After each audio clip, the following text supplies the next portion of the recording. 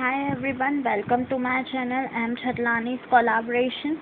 So चलिए हम अपना सेशन स्टार्ट करते हैं।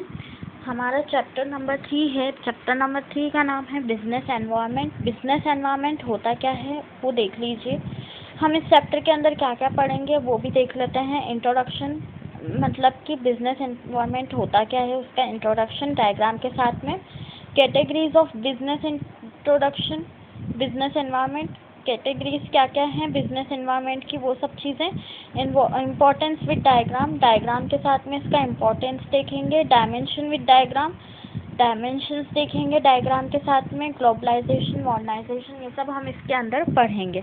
इंट्रोडक्शन में देखते हैं business environment refers to aggregate of all forces economic, social, political which are external to beyond the control of individual business undertaking and their management. Business environment वो होता है जो कि हमें इकोनॉमिक की तरफ, सोशल और पॉलिटिकल की तरफ हमको क्या करता है, फोर्स करता है।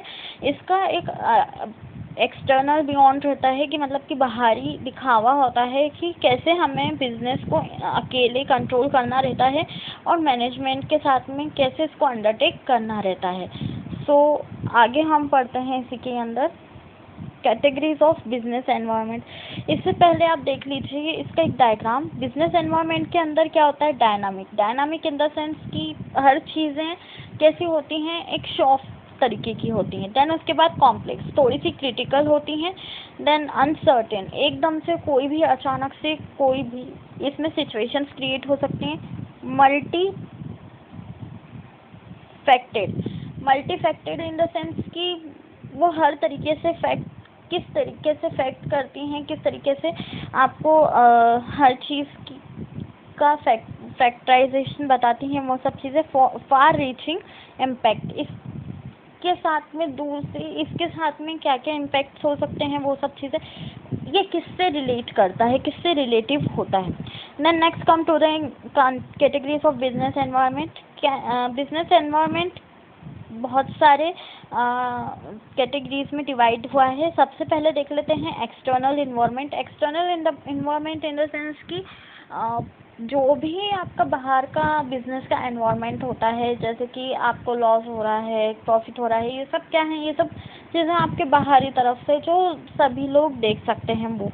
मैक्रो इन्वायरमेंट, मैक्रो इन्वायरमेंट वो होता है कि जो छोटा होता है ना। छोटा मतलब कि थोड़ी सी ही लोग उसको जान पाते हैं और बहुत ही कम जगहों पर मैक्रो इन्वायरमेंट होता है। Economic environment in the sense कि इसके डायमेंशंस बहुत अच्छे फैले हुए होते हैं, इकोनॉमिकली ये बहुत अच्छा फैला हुआ होता है। नॉन इकोनॉमिक इन्वायरमेंट वो होता है जिससे कि कोई भी हमें आर्थिक जो हमारे स्थिति होती है वो नॉन इकोनॉमिक इन्वायरमेंट होता है। Then importance of business environment, BE का मतलब होता है बिजनेस एनवायरनमेंट। इसके इम्पोर्टेंस देख लीजिए। To avail of an early opportunity, ये हम लोग को पहले से ही एक अपॉर्चुनिटी देने की कोशिश करता है। Base of objective quantitative information, ये हमें क्वांटिटेटिव इंफॉर्मेशन देने, इसका ऑब्जेक्टिव ये है कि ये हमें क्वांटिटेटिव इंफॉर्मेशन देता है, मतलब कि क्वालिटी की इंफॉर्मेशन देता है। हेल्पफुल फॉर मैनेजमेंट, ये सारे के सारे मैनेजमेंट के लिए हेल्पफुल रहता है। बेसिस ऑफ स्ट्रेटजी, इसके अंदर की जो स्ट्रेटजी है उसकी बहुत ही ज़्यादा वास्ट चर्चा होती रहती है। Then useful in planning, planning में भी इसका बहुत अच्छा रिजल्ट होता है। Then let's come to the diagram. Importance of business environment में देखिए, make business dynamic and flexible, आपका बिजनेस जितना बड़ा होगा वो उतना ही ज़्यादा फ्लेक्सिबल होगा। देन लॉन्ग टर्म ग्रोथ, और इसकी जो ग्रोथ होती है इसके अंदर जो भी वास्ट सिचुएशंस होती हैं वो और ज़्यादा बढ़ती जाती हैं। Then social